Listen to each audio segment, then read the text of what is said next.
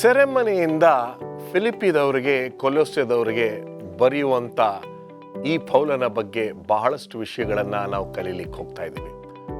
ಪಾಠ 1 ಕಾರ್ಯಕ್ರಮವನ್ನು ವೀಕ್ಷಿಸಿ ದೇವರ ಆಶೀರ್ವಾದವನ್ನು ಪಡೆಯಿರಿ.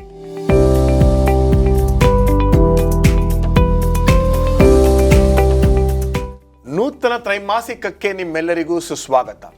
ಸಬ್ಬತ್ ಶಾಲೆ ಕಾರ್ಯಕ್ರಮಕ್ಕೆ ಮತ್ತೊಮ್ಮೆ ಆದರದ ಸ್ವಾಗತ. ಪ್ರಾರ್ಥನೆ ಮಾಡೋಣ. ನಮ್ಮನ್ನು ಬಹಳವಾಗಿ ಪ್ರೀತಿ ಮಾಡುವಂಥ ನಮ್ಮ ಪರಮ ತಂದೆಯೇ, ಈ ನೂತನವಾಗಿರ್ತಕ್ಕಂಥ ತ್ರೈಮಾಸಿಕವನ್ನು ನಾವು ಶುರು ಮಾಡುವಾಗ ನಮ್ಮ ಜೊತೆ ಮಾತನಾಡು, ಈ ಕಾರ್ಯಕ್ರಮದ ಮುಖಂಡನಾಗಿದ್ದು ನಡೆಸಿಕೊಡಬೇಕೆಂದು ಯೇಸು ಕ್ರಿಸ್ತನ ದಿವ್ಯ ನಾಮದಲ್ಲಿ ಆಶೀರ್ವಾದವನ್ನು ಬೇಡಿ ಹೊಂದಿದ್ದೇವೆ ನಮ್ಮ ತಂದೆಯೇ, ಆಮೆನ್. ಕೊಲೊಸ್ಸೆದವರಿಗೆ ಮತ್ತು ಫಿಲಿಪ್ಪಿದವರಿಗೆ ಬರೆದಿರ್ತಕ್ಕಂಥ ಪತ್ರಿಕೆಗಳಲ್ಲಿ ಕ್ರಿಸ್ತನ ಪಾತ್ರವನ್ನು ಈ ತ್ರೈಮಾಸಿಕದಲ್ಲಿ ನಾವು ನೋಡ್ಲಿಕ್ಕೆ ಹೋಗ್ತಾ ಇದ್ದೀವಿ. ಅದರಲ್ಲೂ ವಿಶೇಷವಾಗಿ ಪರಲೋಕವನ್ನು ಮತ್ತು ಭೂಲೋಕವನ್ನು ಕೂಡಿಸುವಂಥ ವಿಷಯ ಏನು ಎಂಬತಕ್ಕಂಥದ್ದನ್ನು ನಾವು ನೋಡ್ಲಿಕ್ಕೆ ಹೋಗ್ತಾ ಇದ್ದೀವಿ. ಈ ತ್ರೈಮಾಸಿಕದ ಪುಸ್ತಕವನ್ನು ಬರೆದಿರ್ತಕ್ಕಂಥವರು ಕ್ಲಿಂಟನ್ ವಾಲ್ಡನ್ ಎಂಬತಕ್ಕಂಥವರು. ಇವರು ಸಹಾಯಕ ನಿರ್ದೇಶಕರಾಗಿ BRIನಲ್ಲಿ ಕೆಲಸ ಮಾಡ್ತಾರೆ, ಬಿಬ್ಲಿಕಲ್ ರಿಸರ್ಚ್ ಇನ್ಸ್ಟಿಟ್ಯೂಟ್. ಇದು ಸೆವೆಂತ್ ಡೇ ಅಡ್ವೆಂಟಿಸ್ಟ್ ಸಂಸ್ಥೆಗೆ ಒಂದು ಮುಖ್ಯವಾಗಿರ್ತಕ್ಕಂಥ ಒಂದು ಕಚೇರಿಯಾಗಿರುತ್ತದೆ. ಇದರಲ್ಲಿ ಸತ್ಯವೇದವನ್ನು ಪಾಂಡಿತ್ಯದ ದರ್ಜೆಗೆ ಹೋಗಿ ಓದಿ ಮುತ್ತುಗಳನ್ನು ಕೊಡ್ತಕ್ಕಂಥ ಒಂದು ಕಚೇರಿಯಾಗಿದೆ. ಬನ್ನಿ ನಮ್ಮ ಅತಿಥಿಗಳನ್ನು ಸ್ವಾಗತ ಮಾಡಿ ನಮ್ಮ ಕಾರ್ಯಕ್ರಮಕ್ಕೆ ಚಾಲನೆಯನ್ನು ನೀಡೋಣ. ಬೋಧಕರಾಗಿರ್ತಕ್ಕಂಥ ಪ್ರಸನ್ನಕುಮಾರ್, ಬೋಧಕರಾಗಿರ್ತಕ್ಕಂಥ ರಾಜದಾಸ್ ಮತ್ತು ಬೋಧಕರಾಗಿರ್ತಕ್ಕಂಥ ಮುತ್ತು ಮ್ಯಾಥ್ಯೂ ಅವರು ನಮ್ಮ ಮಧ್ಯದಲ್ಲಿರ್ತಕ್ಕಂಥ ತುಂಬ ಸಂತೋಷ. Pastor Prasannakumar, welcome to Sabbath school. ದೇವರು ನಿಮ್ಮನ್ನು ಹೆಚ್ಚಿನ ರೀತಿಯಲ್ಲಿ ಆಶೀರ್ವದಿಸಿದ್ದಾರೆ. ನೀವೊಂದು ಆಶೀರ್ವಾದವಾಗಿದ್ದೀರಾ ನಮ್ಮ ಸಬ್ಬತ್ ಶಾಲೆಗೆ. ಪರಲೋಕವನ್ನು ಮತ್ತು ಭೂಲೋಕವನ್ನು ಕೂಡಿಸುವಂಥ ಆ ವಿಷಯ ಯಾವುದು? ಖಂಡಿತವಾಗಿಯೂ ಪರಲೋಕಕ್ಕೂ ಭೂಲೋಕಕ್ಕೂ ಮಧ್ಯಸ್ಥಿಕನಾಗಿರ್ತಕ್ಕಂಥ ಯೇಸು ಕ್ರಿಸ್ತನೇ ಅದರ ಕೇಂದ್ರ ಬಿಂದು. ಓಕೆ. ಪೌಲನು ಅನ್ಯರಿಗೆ ಪದ ಒಂದು ವೇಳೆ ನಾವು ಉಪಯೋಗಿಸೋದಾದರೆ, ಜೆಂಟೈಲ್ಸ್ ಅಂತ ಇಂಗ್ಲೀಷಲ್ಲಿ ಹೇಳುತ್ತೆ, ಅನ್ಯರಿಗೆ ಈತನು ಹೋಗಿ ಸುವಾರ್ತೆಯನ್ನು ಸಾರಬೇಕು ಎಂಬತಕ್ಕಂಥ ಒಂದು ಕರ್ತವ್ಯ, ಒಂದು ಜವಾಬ್ದಾರಿಯನ್ನು ದೇವರು ಈತನಿಗೆ ಕೊಡ್ತಾರೆ. ಅದರಲ್ಲೂ ವಿಶೇಷವಾಗಿ ಈ ಒಂದು ವಿಶೇಷವಾಗಿರ್ತಕ್ಕಂಥ ಜನಾಂಗಕ್ಕೆ ಈತ ತೆಗೆದುಕೊಂಡು ಹೋಗ್ತಾನೆ. ಇವತ್ತು ನಾವು ಒಂದು ಮುಖ್ಯವಾಗಿರ್ತಕ್ಕಂಥ ಪಾಠವನ್ನು ಮತ್ತು ಈ ತ್ರೈಮಾಸಿಕದಲ್ಲಿ ಕಲೀಲಿಕ್ಕೆ ಹೋಗ್ತಾ ಇದ್ದೀವಿ. ತುಂಬ ಕಷ್ಟಕರವಾಗಿರ್ತಕ್ಕಂಥ ಸುವಾರ್ತಾ ಸೇವೆ. ಅದರಲ್ಲೂ ವಿಶೇಷವಾಗಿ ಕೊಲೊಸ್ಸೆದವರಿಗೆ, ಫಿಲಿಪ್ಪಿದವರಿಗೆ ಸೆರೆಮನೆಯಲ್ಲಿ ಇದ್ದಂಥ ಪೌಲನು ಬರೀತಕ್ಕಂಥ ಈ ಪುಸ್ತಕವನ್ನು ನಾವು ಕಲೀಲಿಕ್ಕೆ ಹೋಗ್ತಾ ಇದ್ದೀವಿ. ಮೊದಲನೆಯ ಪಾಠ ಏನು? ಒಂದು ಪಕ್ಷಿ ನೋಟ, ಒಂದು ಪರಿಚಯನ ಮಾಡಿಕೊಡಿ ದಯವಿಟ್ಟು. ಇಡೀ ತ್ರೈಮಾಸಿಕದಲ್ಲಿ 2 ಪ್ರಾಮುಖ್ಯವಾದಂಥ ಪುಸ್ತಕಗಳನ್ನು ನಾವು ಕಲೀಲಿಕ್ಕೆ ಹೋಗ್ತೇವೆ. ಮೊದಲ 7 ವಾರಗಳಲ್ಲಿ ಫಿಲಿಪ್ಪಿಯದವರಿಗೆ ಬರೆದ ಪತ್ರಿಕೆಯನ್ನು ಕಲಿಯುವಂತರಾಗಿದ್ದೇವೆ. ಉಳಿದ 6 ವಾರಗಳಲ್ಲಿ ಕೊಲೊಸ್ಸೆದವರಿಗೆ ಬರೆದಂಥ ಪುಸ್ತಕವನ್ನು ಕಲಿಯುವಂತರಾಗಿದ್ದೇವೆ. ಈಗ ಇವತ್ತಿನ ಪಾಠ ಅಂದರೆ ಮೊದಲನೇ ಪಾಠದಲ್ಲಿ ಬಹಳ ಸ್ವಾರಸ್ಯಕರವಾದಂಥ ಶಿರೋನಾಮೆ ಯಾವುದಂದರೆ, ಹಿಂಸೆಗೆ ಒಳಗಾದರೂ ಸಹ ತಿರಸ್ಕರಿಸಲ್ಪಡಲಿಲ್ಲ. ಪೌಲನು ಈ ಪತ್ರಿಕೆಗಳನ್ನು ಬರೆಯುವಾಗ ಎಷ್ಟೊಂದು ಹಿಂಸೆಗೆ ಒಳಗಾಗಿದ್ದನು ಎಂಬುದನ್ನು ನಾವು ಗಮನಿಸಬೇಕಾಗ್ತದೆ. ಒಂದು ಸಣ್ಣ ದೃಷ್ಟಾಂತವನ್ನು ಇಲ್ಲಿ ನೋಡ್ತೇವೆ. ಒಬ್ಬ ಅಡ್ವೆಂಟಿಸ್ಟ್ ಪಾಸ್ಟರ್ ಅವರೇನು ಮಾಡ್ತಾರೆ ಅಂದರೆ, ಯಾವುದೇ ತಪ್ಪು ಮಾಡಲಿಲ್ಲ, ಆದರೆ ಸುಳ್ಳು ಅಪವಾದಗಳಿಗೆ ಅವರನ್ನು ಸೆರೆಮನೆಯಲ್ಲಾಗ್ತಾರೆ. ಆ ಸೆರೆಮನೆಯಲ್ಲಿ ಸುಮಾರು 2 ವರ್ಷ ಅವರು ಸಮಯವನ್ನು ಕಳೆಯುವಾಗ ಪ್ರಾರಂಭದಲ್ಲಿ ಅವರಿಗೆ ಗೊಂದಲ ಆಯಿತು. ನಾನು ಯಾಕೆ ಸೆರೆಮನೆಗೆ ಬಂದಿದ್ದೇನೆ, ನಾನೇನು ತಪ್ಪು ಮಾಡಲಿಲ್ಲ, ನಾನು ಒಳ್ಳೆಯದೇನೆ ಮಾಡಿದ್ದೇನೆ ಎಂಬುದಾಗಿ ಹೇಳುವಾಗ ಸ್ವಲ್ಪ ಸಮಯದ ನಂತರ ಅವರಿಗೆ ಒಂದು ಮನವರಿಕೆ ಆಗ್ತದೆ. ಅದು ಯಾವುದಂದರೆ, ನನ್ನನ್ನು ಇಲ್ಲಿಗೆ ದೇವರೇ ಕಳಿಸಿದ್ದಾರೆ ಎಂಬುದಾಗಿ ಹೇಳಿ ಆ ಸೆರೆಮನೆಯಲ್ಲಿ ಇದ್ದುಕೊಂಡು ಒಂದು ಅವಕಾಶವನ್ನು ಸದುಪಯೋಗ ಮಾಡಿಕೊಂಡು ಅಲ್ಲಿರುವವರಿಗೆ ದೇವರ ವಾಕ್ಯವನ್ನು ಸಾರಲಿಕ್ಕೆ ಪ್ರಾರಂಭ ಮಾಡ್ತಾರೆ. ವಂಡರ್ಫುಲ್. ನಮ್ಮೆಲ್ಲರಿಗೂ ತುಂಬ ಅಚ್ಚುಮೆಚ್ಚಿನ ಒಂದು ವಾಕ್ಯ, ಸ್ಮರಣ ವಾಕ್ಯವಾಗಿ ಕೊಟ್ಟಿದ್ದಾರೆ ಪಾಸ್ಟರ್ ಮುತ್ತು ಮ್ಯಾಥ್ಯೂ. ದಯವಿಟ್ಟು ಅದನ್ನು ನಮಗೋಸ್ಕರ ಓದಬೇಕು ಅಂತ ನಿಮ್ಮನ್ನು ಕೇಳ್ಕೊಳ್ತೀವಿ. ಫಿಲಿಪ್ಪಿದವರಿಗೆ 4ನೇ ಅಧ್ಯಾಯ 4ನೇ ವಚನ. ಫಿಲಿಪ್ಪಿದವರಿಗೆ 4ನೇ ಅಧ್ಯಾಯ 4ನೇ ವಚನ ಈ ರೀತಿ ಹೇಳುತ್ತೆ, ಯಾವಾಗಲೂ ಕರ್ತನಲ್ಲಿ ಸಂತೋಷಿಸಿರಿ, ಸಂತೋಷ ಪಡಿರಿ ಎಂದು ತಿರುಗಿ ಹೇಳುತ್ತೇನೆ.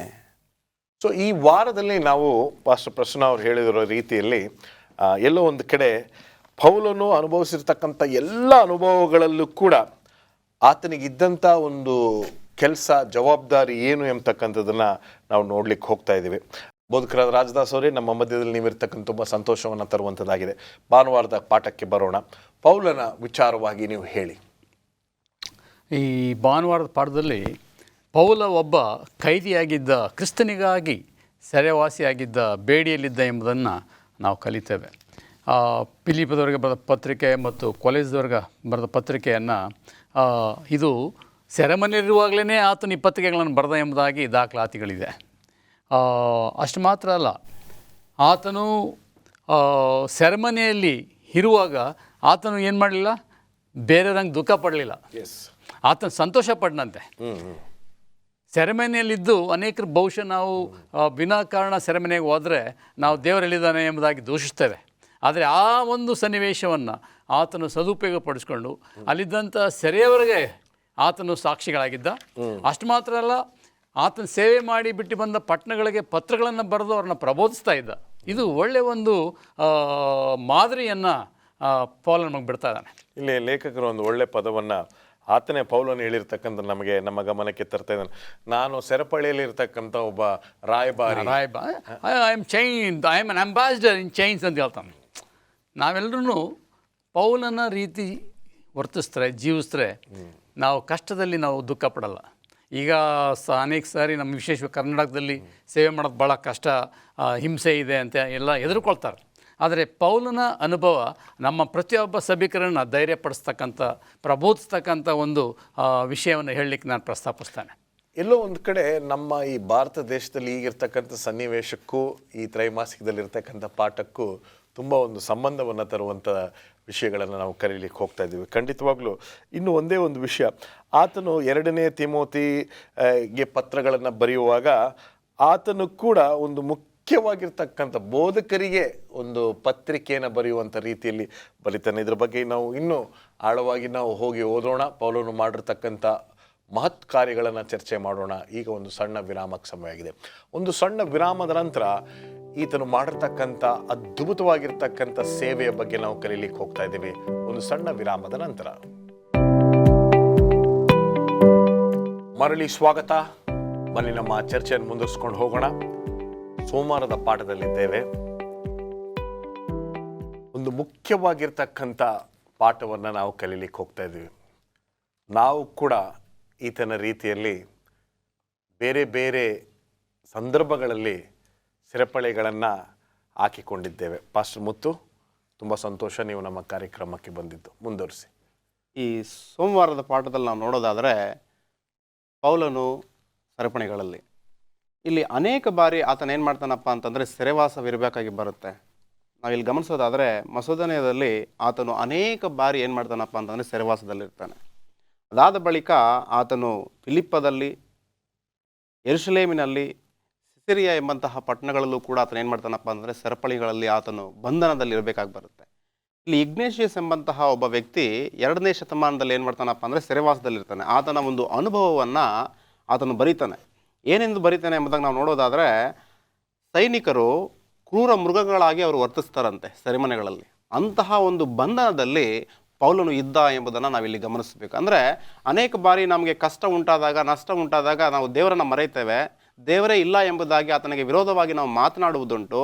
ಆದರೆ ಇಲ್ಲಿ ಪೌಲನು ಏನು ಮಾಡ್ತಿದ್ದಾನೆ ಎಂಬುದಾಗಿ ನಾವು ಗಮನಿಸೋದಾದರೆ, ಆತನು ಎಲ್ಲ ಸಮಯದಲ್ಲೂ ಕೂಡ ದೇವರಿಗೆ ಆತುಕೊಂಡು ನನ್ನನ್ನು ಈ ಲೋಕ ಕೈ ಬಿಟ್ಟಿರಬಹುದು, ಆದರೆ ದೇವರು ನನ್ನ ಕೈ ಬಿಟ್ಟಿಲ್ಲ ಎಂಬಂತಹ ಒಂದು ಗಟ್ಟಿ ನಂಬಿಕೆಯುಳ್ಳಂತಹ ವ್ಯಕ್ತಿ ಪೌಲ ಎಂಬುದಾಗಿ ಹೇಳಿದ್ರೆ ಖಂಡಿತವಾಗಲೂ ತಪ್ಪಾಗೋದಿಲ್ಲ. ನಾವಿಲ್ಲಿ ಗಮನಿಸ್ಬೋದು, ನಮ್ಮ ಜೀವನದಲ್ಲಿ ಎಷ್ಟೇ ನಾವು ಕೆಳಮಟ್ಟಕ್ಕೆ ಹೋದರೂ ಯಾರೇ ನಮ್ಮನ್ನು ದೂರ ಮಾಡಿಕೊಂಡ್ರೂ ಕೂಡ ನಮ್ಮ ಪಕ್ಷವಾಗಿ ದೇವರು ನಮಗಿದ್ದಾನೆ ಎಂಬುದನ್ನು ನಾವು ಯಾವುದೇ ಕಾರಣಕ್ಕೂ ಕೂಡ ಮರೆಯಬಾರ್ದು. ಪೌಲನು ಸೆರೆಮನೆಯಲ್ಲಿ ಇದ್ದಾಗಲೂ ಕೂಡ ಕರ್ತನಲ್ಲಿ ಸಂತೋಷಿಸಿರಿ, ನಾನು ತಿರುಗಿ ನಿಮ್ಗೆ ಹೇಳ್ತೇನೆ, ದೇವರಲ್ಲಿ ನೀವು ಆನಂದಿಸಿರಿ, ಸಂತೋಷಿಸಿರಿ ಎಂಬುದಾಗಿ ಆತನು ಪತ್ರವನ್ನು ಬರೀತಿರೋದನ್ನು ನಾವು ಇಲ್ಲಿ ಗಮನಿಸ್ಬೋದು. ಆದ್ದರಿಂದ ಈ ಒಂದು ಪಾಠದಲ್ಲಿ ಪೌಲನ ಮುಖಾಂತರ ನಾವು ಕಲಿಬೇಕಾಗಿರೋದು ಏನಪ್ಪ ಅಂತಂದರೆ, ನಾವೆಂತಹ ಬಂಧನದಲ್ಲಿದ್ದರೂ ಕೂಡ ದೇವರು ನಮ್ಮ ಪಕ್ಷವಾಗಿದ್ದಾನೆ ಎಂಬುದಾಗಿ ನೆನೆದು ಸಂತೋಷದಿಂದ ನಾವು ಮುಂದಕ್ಕೆ ಸಾಗುವಂತಹ ವ್ಯಕ್ತಿಗಳಾಗಿರಬೇಕು. ಇಲ್ಲಿ 2ನೇ ಕೊರಿಂಥ 6ನೇ ಅಧ್ಯಾಯ 3ರಿಂದ 7 ವಾಕ್ಯಗಳನ್ನು ನಾವು ನೋಡೋದಾದರೆ, ಕೊರಿಂಥದವರಿಗೆ ಬರೆಯುತ್ತಾ ಪೌಲನು ಹೇಳ್ತಾನೆ, ಭಾಳ ಸೊಗಸಾಗಿ ಮಾತನಾಡ್ತಾನೆ. ನಿಂದೆಗೆ ಅವಕಾಶ ಕೊಡದೆ ಎಲ್ಲ ಸಂಗತಿಗಳಲ್ಲಿ ದೇವರ ಸೇವಕರೆಂದು ನಮ್ಮನ್ನು ಸಮ್ಮತರಾಗಿ ಮಾಡಿಕೊಳ್ಳುತ್ತೇವೆ. ನಾವು ಸಂಕಟಗಳಲ್ಲಿಯೂ, ಕೊರತೆಗಳಲ್ಲಿಯೂ, ಇಕ್ಕಟ್ಟುಗಳಲ್ಲಿಯೂ, ಪೆಟ್ಟುಗಳಲ್ಲಿಯೂ, ಸೆರೆಮನೆಗಳಲ್ಲಿಯೂ, ಕಲಹಗಳಲ್ಲಿಯೂ, ಕಷ್ಟವಾದ ಕೆಲಸಗಳಲ್ಲಿಯೂ, ನಿದ್ದೆ ಗೇಡುಗಳಲ್ಲಿಯೂ, ಉಪವಾಸಗಳಲ್ಲಿಯೂ ಬಹು ತಾಳ್ಮೆಯನ್ನು ತೋರಿಸುತ್ತೇವೆ.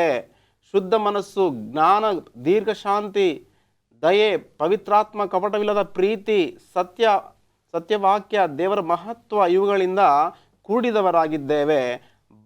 ಎಡಬಲಗೈಗಳಲ್ಲಿ ನೀತಿ ಎಂಬ ಆಯುಧಗಳನ್ನು ಧರಿಸಿಕೊಂಡವರು, ಮಾನ, ಅವಮಾನ, ಕೀರ್ತಿ, ಅಪಕೀರ್ತಿ ಹೊಂದಿದವರು ಆಗಿದ್ದೇವೆ. ಎಲ್ಲ ವಿಚಾರದಲ್ಲೂ ಕೂಡ ಪೌಲರು ಏನು ಮಾಡ್ತಿದ್ದಾನಪ್ಪ ಅಂತಂದರೆ ದೇವರಿಗೆ ಸಹಿಸಿಕೊಂಡು ಹೋಗ್ತಾ ಇದ್ದಾನೆ. ಕಷ್ಟ ನಷ್ಟಗಳಿರುವಾಗ, ಕಲಹಗಳು ಬರುವಾಗ, ನಿದ್ದೆಗೇಡುತನ, ಸೆರೆಮನೆಗಳಲ್ಲಿರುವಾಗ, ಇಕ್ಕಟ್ಟುಗಳಿರುವಾಗ ತಾಳ್ಮೆಯನ್ನು ತೋರಿಸುತ್ತಾ ಅದನ್ನು ಮುಂದಕ್ಕೆ ಹೋಗ್ತಾ ಇದ್ದಾನೆ.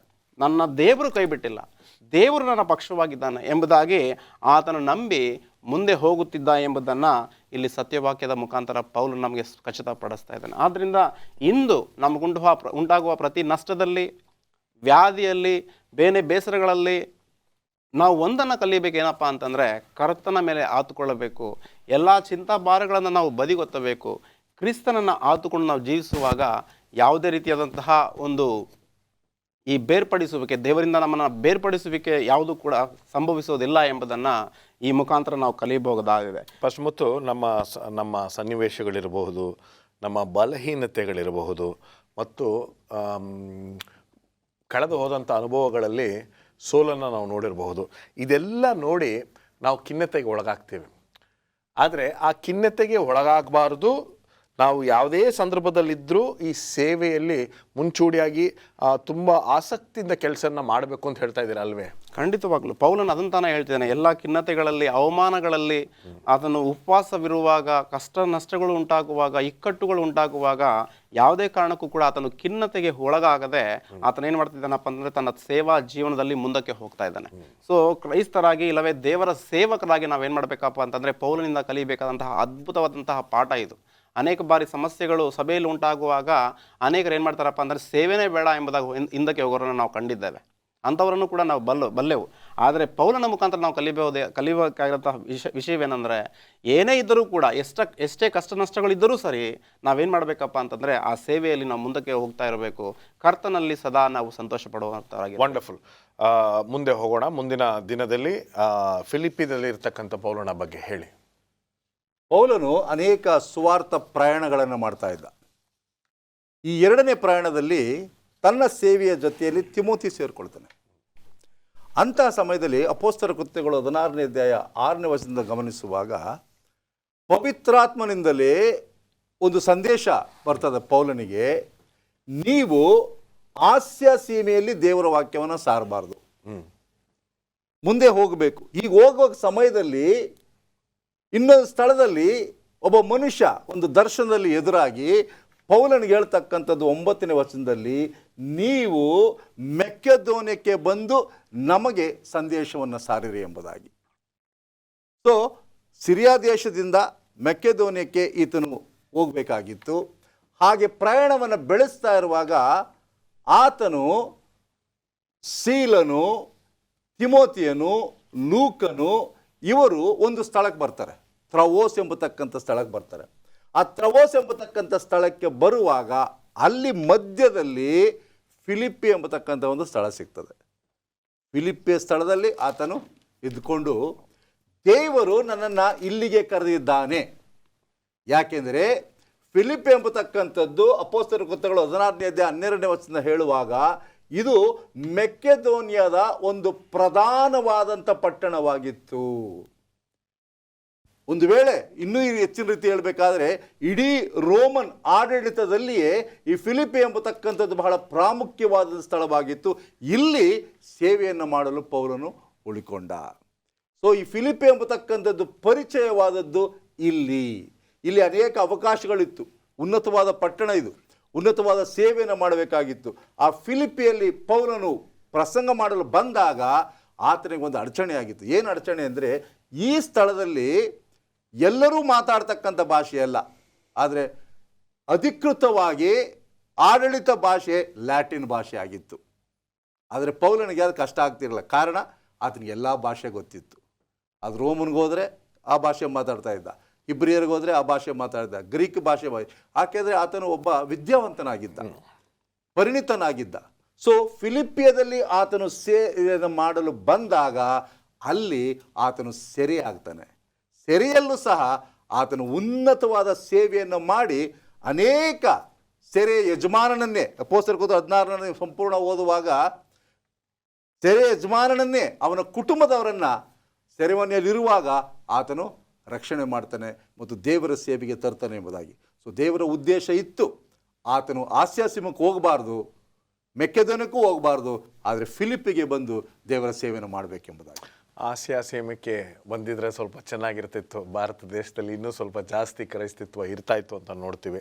ಅದೇ ಸಮಯದಲ್ಲಿ ಲಿಡಿಯಾ ಎಂಬತಕ್ಕಂಥ ಸಹೋದರಿಯು ಅವರಿಗೆ ಬೇಕಾಗಿರ್ತಕ್ಕಂಥ ಎಲ್ಲ ಸಹಾಯಗಳನ್ನು ಮಾಡಿ ಇವರ ಸೇವೆಯನ್ನು ಇನ್ನೂ ಉನ್ನತವಾಗಿರ್ತಕ್ಕಂಥ ಒಂದು ಸ್ಥಾನಕ್ಕೆ ತೆಗೆದುಕೊಂಡು ಹೋಗಿದ್ದಾಳೆ.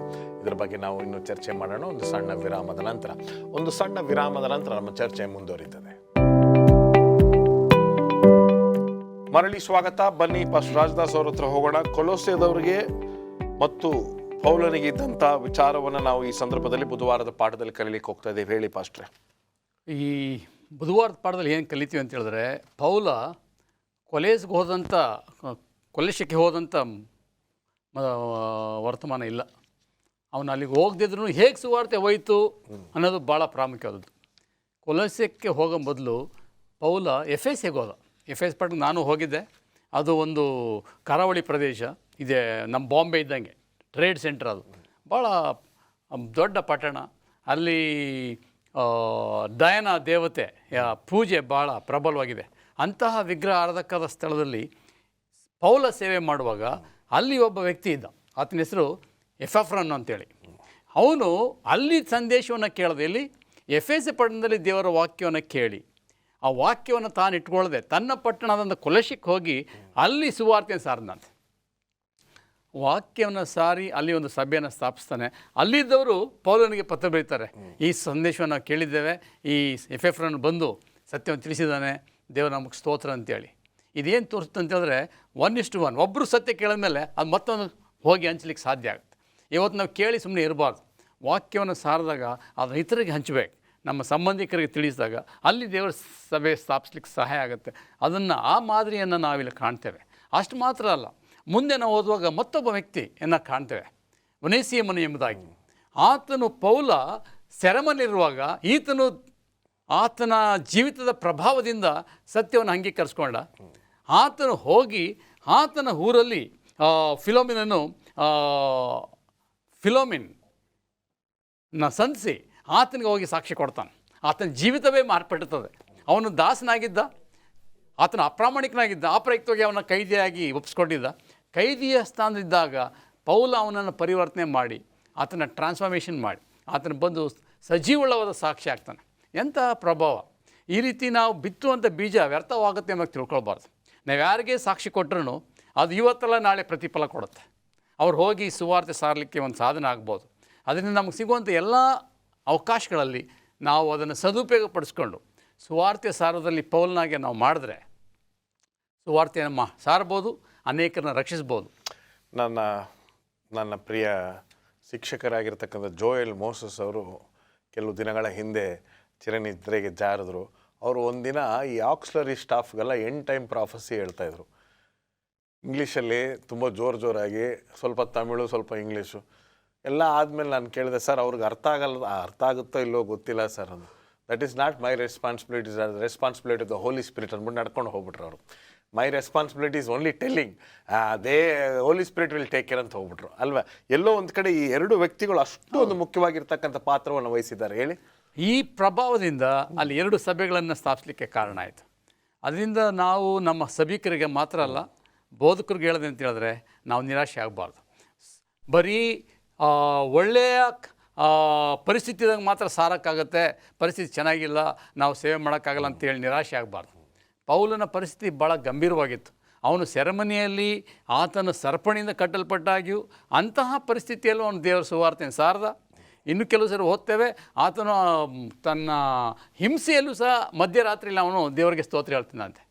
ಇಂತಹ ಮನೋಭಾವದಿಂದ ನಾವು ಸೇವೆ ಮಾಡಿದ್ರೆ ದೇವರ ಸೇವೆ ಖಂಡಿತ ಮುಂದುವರಿತದೆ. ಅನೇಕರು ರಕ್ಷಣೆ ಮಾಡಕ್ಕೆ ಬರ್ತಾರೆ, ಸಭೆಗಳನ್ನು ಸ್ಥಾಪಿಸಲಿಕ್ಕೆ ಸಾಧ್ಯ ಆಗುತ್ತೆ. ವಂಡರ್ಫುಲ್. ಗುರುವಾರದ ಪಾಠಕ್ಕೆ ನಾವು ಬಂದಿದ್ದೇವೆ. ಎರಡು ಸಭೆಗಳು, ಫಿಲಿಪಿಯದಲ್ಲಿರ್ತಕ್ಕಂಥ ಸಭೆ ಮತ್ತು ಕೊಲೊಸ್ಸೆಯದಲ್ಲಿರ್ತಕ್ಕಂಥ ಸಭೆಯ ಬಗ್ಗೆ ಮಾಹಿತಿಯನ್ನು ನೀಡಿ. ಗುರುವಾರದ ಪಾಠ ಈ ಭಾಗದಲ್ಲಿ ನಾವೇನು ಕಲೀಲಿಕ್ಕೆ ಹೋಗ್ತಿದ್ದೇವೆ ಎಂಬುದಾಗಿ ನಾವು ನೋಡುವಾಗ, ಪೌಲನು ಫಿಲಿಪ್ಯದವರಿಗೆ ಬರೆದಂತಹ ಪತ್ರಿಕೆ ಮತ್ತು ಕೊಲೊಸ್ಸೆದವರಿಗೆ ಬರೆದಂತಹ ಪತ್ರಿಕೆಯಲ್ಲಿ ಪ್ರಾರಂಭದ ವಚನಗಳನ್ನು ನಾವು ಧ್ಯಾನ ಮಾಡಲು ಹೋಗ್ತಾ ಇದ್ದೇವೆ. ಏನು ಎಂಬುದಾಗಿ ನಾವು ನೋಡುವಾಗ, ಮೊದಲನೇದಾಗಿ ಫಿಲಿಪ್ಪದವರಿಗೆ ಬರೆದಂತಹ ಪತ್ರಿಕೆ 1ನೇ ಅಧ್ಯಾಯ 1-2 ವಾಕ್ಯಗಳನ್ನು ನಾನು ಓದ್ತಾ ಇದ್ದೇನೆ. ಕ್ರಿಸ್ತ ಯೇಸುವಿನ ದಾಸರಾದ ಪೌಲ, ತಿಮೋತಿಯರು ಫಿಲಿಪ್ಪಿಯಲ್ಲಿ ಕ್ರಿಸ್ತ ಯೇಸುವಿನ ಮೂಲಕ ದೇವಜನರಾಗಿರುವರೆಲ್ಲರಿಗೂ, ಅವರಲ್ಲಿರುವ ಸಭಾಧ್ಯಕ್ಷರಿಗೂ ಸಭಾ ಸೇವಕರಿಗೂ ಬರೆಯುವುದೇನೆಂದರೆ, ಇಲ್ಲಿ ಯಾರಿಗೆ ಈ ಒಂದು ಪತ್ರಿಕೆಯನ್ನು ಬರೀತಿದ್ದಾನೆ ಎಂಬುದನ್ನು ನಾವು ನೋಡುವಾಗ, ಸಭಾಧ್ಯಕ್ಷರಿಗೆ ಸಭಾ ಸೇವಕರಿಗೆ ಬರೀತಿರೋದನ್ನು ನಾವು ಗಮನಿಸ್ಬೋದು. ಅಂದರೆ ಇಲ್ಲಿ ಸಭಾಧ್ಯಕ್ಷರಿಗೆ ಮತ್ತು ಸಭಾ ಸೇವಕರಿಗೆ ಒಂದು ವಿಶೇಷವಾದಂತಹ ಜವಾಬ್ದಾರಿ ಇದೆ ಎಂಬುದನ್ನು ಈ ಒಂದು ಭಾಗದಲ್ಲಿ ನಾವು ಕಲೀಲಿಕ್ಕೆ ಹೋಗ್ತಾ ಇದ್ದೇವೆ. ಅಂದರೆ ಅನೇಕ ಬಾರಿ ನಾವೇನು ಮಾಡ್ತೇವಪ್ಪ ಅಂತಂದರೆ, ಕಮಿಟಿ ಮೆಂಬರ್ಸ್ ಅಂದರೆ ಆ ಕಮಿಟಿಲಿ ಬರಬೇಕು, ಒಂದು 4 ಮಾತು ಮಾತಾಡಬೇಕು, ಹೋಗಬೇಕು. ಇದು ನಮ್ಮ ಕಮಿಟಿಗಳಲ್ಲಿರುವಂತಹ ಜನರಲ್ಲಿ ಅನೇಕ ಬಾರಿ ಅವರ ತಲೆಯಲ್ಲಿ ತುಂಬಿರುವುದು. ಆದರೆ ಅವರಿಗೆ ವಿಶೇಷವಾದಂತಹ ಒಂದು ಜವಾಬ್ದಾರಿಯನ್ನು ದೇವರು ವಹಿಸಿದ್ದಾನೆ ಎಂಬುದನ್ನು ಈ ಮುಖಾಂತರ ನಾವು ತಿಳಿದುಕೊಳ್ಳಬಹುದಾಗಿದೆ. ಅಷ್ಟೇ ಅಲ್ಲ, ಈ ಕೊಲೊಸ್ಸೆದವರಿಗೆ ಬರೆದಂತಹ ಪತ್ರಿಕೆಯಲ್ಲೂ ಕೂಡ ಪ್ರಾರಂಭದ ವಚನಗಳನ್ನು ನಾವು ನೋಡುವಾಗ, ದೇವರ ಚಿತ್ತಾನುಸಾರವಾಗಿ ಕ್ರಿಸ್ತ ಯೇಸುವಿನ ಅಪೊಸ್ತಲನಾದ ಪೌಲನು, ಸಹೋದರನಾದ ತಿಮೋತಿಯನು ಕೊಲೊಸ್ಸೆಯಲ್ಲಿರುವ ದೇವ ಜನರಿಗೆ, ಅಂದರೆ ಕ್ರಿಸ್ತನಲ್ಲಿರುವ ನಂಬಿಗಸ್ತರಾದ ಸಹೋದರರಿಗೆ ಬರೆಯುವುದೇನೆಂದರೆ, ನಿಮ್ಮ ತಂದೆಯಾದ ದೇವರಿಂದ ನಿಮಗೆ ಕೃಪೆಯೂ ಶಾಂತಿಯೂ ಆಗಲಿ. ನಂಬಿಗಸ್ತರಾದಂತಹ ಸಹೋದರರು ಎಂಬುದಾಗಿ ಹೇಳ್ತಿದ್ದಾರೆ. ಅಂದರೆ ಅವರಿಗೂ ಕೂಡ ಒಂದು ವಿಶೇಷವಾದಂತಹ ಜವಾಬ್ದಾರಿ ಇದೆ ಎಂಬುದನ್ನು ನಾವು ಈ ಭಾಗದಲ್ಲಿ ಅರ್ಥ ಮಾಡಿಕೊಳ್ಳಬೇಕು. ವಿಶೇಷವಾಗಿ ನಾವು ನೋಡೋದಾದರೆ, ಈ ಇಸ್ರಾಯೇಲರಲ್ಲಿ ಸುನ್ನತಿ ಹೊಂದಿದವರಿಗೆ ಒಂದು ಅತಿ ಹೆಚ್ಚಿನ ಒಂದು ಆದ್ಯತೆ ಇರ್ತಿತ್ತು ಇಸ್ರಾಯೇಲರಲ್ಲಿ. ಅದೇ ರೀತಿ ನಾವು ಕ್ರಿಸ್ತನನ್ನ ವಿಶ್ವಾಸದಿಂದ ದೀಕ್ಷಾಸ್ನಾನದ ಮುಖಾಂತರ ಸಭೆಗೆ ನಾವು ಸೇರಲ್ಪಟ್ಟಾಗ ನಮಗೂ ಕೂಡ ಒಂದು ವಿಶೇಷವಾದಂತಹ ಒಂದು ಜವಾಬ್ದಾರಿ ಇದೆ ಎಂಬುದನ್ನು ಪೌಲನು ಇಲ್ಲಿ ಸ್ಪಷ್ಟವಾಗಿ ತಿಳಿಸ್ತಿದ್ದಾನೆ. ಆದ್ದರಿಂದ ಅಲ್ಲಿ ಫಿಲಿಪ್ಪದವರಿಗೆ ಬರೀತಾ ಹೇಳ್ತಿದ್ದಾನೆ, ಸಭಾ ಸೇವಕರಿಗೆ ಮತ್ತು ಸಭೆಯಲ್ಲಿರುವಂತಹ ದೊಡ್ಡವರಿಗೆ ಒಂದು ವಿಶೇಷವಾದಂತಹ ಪತ್ರಿಕೆಯನ್ನು ಬರೀತಾನೆ. ಅದೇ ರೀತಿ ಇಲ್ಲೂ ಕೂಡ ಕೊಲೊಸ್ಸೆದವರಿಗೆ ಬರೀತಾ ಹೇಳ್ತಿದ್ದಾನೆ, ಕ್ರಿಸ್ತ ನಂಬಿಕೆಯಲ್ಲಿ ನಂಬಿಗಸ್ತರಾದಂತಹ ಸಹೋದರರಿಗೆ ಎಂಬುದಾಗಿ ಆತನು ಬರೀತಿರೋದನ್ನು ನಾವು ನೋಡ್ಬೋದು. ನೋಡಿ, ಇಲ್ಲಿ ಜೇಮ್ಸ್ ವೈಟ್ನವ್ರು ಹೇಳ್ತಾರೆ ಏನಪ್ಪ ಅಂತಂದರೆ, ಅಡ್ವೆಂಟಿಸ್ಟ್ ರಿವ್ಯೂ ಎಂಬಂತಹ ಪುಸ್ತಕದಲ್ಲಿ, ಸ್ಯಾಬತ್ ಅಂಡ್ ಹೆರಾಲ್ಡ್ ಎಂಬಂತಹ ಪುಸ್ತಕದಲ್ಲಿ, the divine order of the New Testament is sufficient to organise the church of Christ. ದೇವರ ಒಂದು ಸಭೆಯನ್ನು ಕಟ್ಟಲು ದೇವರ ಒಂದು ಆದೇಶ ನಮಗೆ ಸಾಕಾಗಿದೆ. ಬೇಕಾದರೆ ದೇವರು ಒಂದು ಪ್ರೇರೇಪಣೆಯ ಮುಖಾಂತರ ಕೊಡ್ತಿದ್ರು ನಮಗೆ, ಇನ್ಸ್ಪಿರೇಷನ್ ಮುಖಾಂತರ ಎಂಬುದಾಗಿ ಆತನು ಬರೀತಿದ್ದಾನೆ. ಆದ್ದರಿಂದ ಸಭೆಯನ್ನು ಕಟ್ಟುವಂತಹ ಒಂದು ಜವಾಬ್ದಾರಿ ನಮ್ಮ ಮೇಲಿದೆ ಎಂಬುದನ್ನು ನಾವು ಈ ಭಾಗದಲ್ಲಿ ವಿಶೇಷವಾಗಿ ಗಮನಿಸಬೇಕಾಗಿದೆ. ಖಂಡಿತವಾಗ್ಲೂ ಪೌಲನು ಮಾಡಿರ್ತಕ್ಕಂಥ ಉನ್ನತವಾಗಿರ್ತಕ್ಕಂಥ ಸೇವೆ ಎಷ್ಟು ಮಾತಾಡಿದ್ರೂ ಸಮಯ ಸಾಲೋದಿಲ್ಲ. ಆದರೆ ಸಮಯಬದ್ಧರಾಗಿದ್ದೇವೆ. ಈ ಕಾರ್ಯಕ್ರಮದಲ್ಲಿ ನೀವು ಭಾಗವಹಿಸಿದ್ದೀರಾ. ದೇವರು ನಿಮ್ಮ ಮೂವರನ್ನು ಹೆಚ್ಚಿನ ರೀತಿಯಲ್ಲಿ ಆಶೀರ್ವದಿಸಲಿ. ನಮಗೆ ಒಂದು ವೇಳೆ ಇನ್ನೂ ಪ್ರಶ್ನೆಗಳಿತ್ತು, ಕಾರ್ಯಕ್ರಮ ಮುಗಿದೋಯ್ತು ಅಂತ ನಿಮಗೆ ಅನಿಸಿದ್ರೆ ನಮಗೆ ಪತ್ರಗಳನ್ನು ಬರೀಬೋದು, ಸಂಖ್ಯೆಯಲ್ಲಿ ಮೆಸೇಜ್ಗಳನ್ನು ಕಳಿಸ್ಬೋದು. ಖಂಡಿತವಾಗ್ಲೂ ನಿಮ್ಮ ಪ್ರಶ್ನೆಗಳಿಗೆ ಉತ್ತರವನ್ನು ಕೊಡಲಿಕ್ಕೆ ನಾವು ಪ್ರಯತ್ನ ಪಡ್ತೀವಿ. ದೇವರು ನಿಮ್ಮನ್ನು ಮತ್ತು ಈ ತ್ರೈಮಾಸಿಕದ ಸಬ್ಬತ್ ಶಾಲೆ ಪಾಠವನ್ನು ಆಶೀರ್ವದಿಸಲಿ.